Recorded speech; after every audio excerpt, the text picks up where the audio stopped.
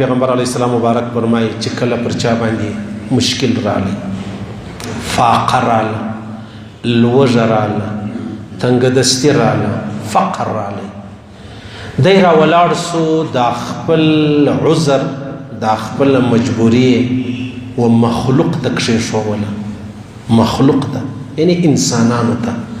الله به د فقر لرې نه کړي، الله به فقر نور زیات کړي، الله به فقر نور زیات کی. یعنی د الله رسول فرمایي ستا چې څه مشکل دی د الله دربار له راځه، دوه رکعته نفل وکړه، له الله یې وغواړه، له الله یې وغواړه. او که ته رالې وایي انسان ته دې لاس ونیوئ نو بیا څه وکړه؟ د الله رسول فرمایي ستا فقر به نور زیات سي، الله به نورې دروازې در باندې راخلاصې کړي د فقر. صحیح سلو؟ که ته ډېر مجبور یې، ډېر مجبور یې، د الله رسول فرمایي نیک انسان لره ورځه، دیندار سړی لره ورځه چې سبا پیغور در نه کړي، سبا احسان در باندې وانه چي، سبا نورې خبرې درته ونه کړي. بیا نیک سړي ته د خپل عذر اجده و هر چا ته مه اجده. د الله رسول فرمایي کله پر تا باندې داسې مشکل رالی نو ته دا شکایت د الله دربار له راوړه. که دې د بنده دربار لره راوړې ستا فقر به نور زیات سي، ستا فاقه به نوره زیاته سي. او که دې د الله دربار لره په نیمه شپه راپورته شوې دا خپل عذر کښېښوئ چې الله زما دا مشکل دی. پیغمبر علیه السلام مبارک فرمایي عن قریب ډېر ژر به الله ستا دا مشکل لرې کړي، یا به الله پاک ډېر د عزت مرګ درکړي. بس په دا دوه خبرو کې تا ته مشکل رالی جوړ سلو، ته د خپل عذر د الله دربار لره راوړه. ته ما ته وایه، زه تا ته وایم، زه به څه وکړم، ته به څه وکړې. نو هغه لوی رب ته چې دواړه ووایي نو لوی رب څه کولی شي؟ هر څه کولی شي. او دلته پیغمبر علیه السلام مبارک فرمایي دا خپل عذر الله ته کښېږده، او چې کښېږدې شوی بیا پیغمبر علیه السلام مبارک فرمایي عن قریب به الله ستا دا مشکل لرې کړي.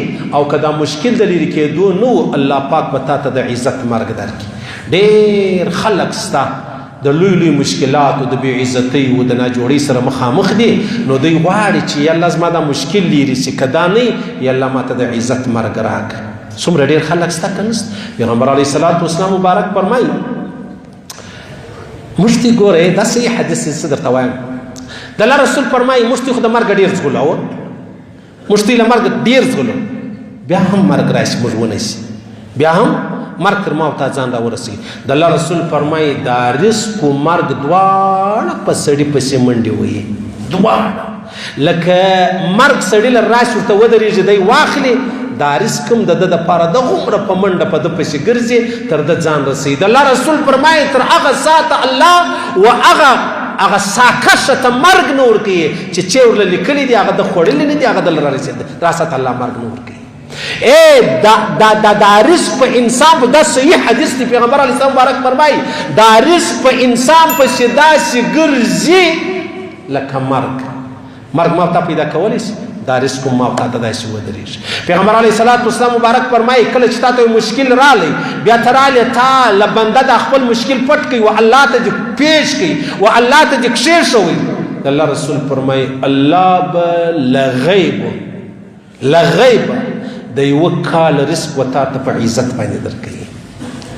پوهېږئ ما مجبورې ستا مجبورې د الله په دربار کې کښېښوله، بنده لره نه رالو و مخلوق ته مې لاس نه وځغوئ. صحیح سلو؟ نو پیغمبر علیه السلام فرمایي په دې اعزاز کې به الله د یوه کال رزق له غیب و تا ته درکوي. اوس یو سړی وایي چې یاره زه دونه مجبور یم، زه دونه محتاج یم، ما ته الله چش را کړي دي. پیغمبر علیه السلام مبارک چې کومه دعا کوله هغه خو منو حق و سچ و، او پای خو منو شک نه و. بیبي عایشه صدیقیه وایي چې پیغمبر علیه السلام حضرت ابو هریره وایي ما یو ورځ پیغمبر علیه السلام مبارک ولیدی دا ملا یې ټینګه تړلې وه. ما یا رسول الله خیر ملا دې خوږېږي و یا خېټه خوږېږي و یا بیا ولې ولوږه یم د ډېرې لوږې مې تړلې ده. چې عمر فاروق فرمایي ما پیغمبر علیه السلام مبارک ولیدی داسې پر دا ملا باندې مطلب سیده نه روان، اسې چې وږی نه بیا سر لاندې ول ما محمد رسول الله ولیدي د لوږې دا رقم روان.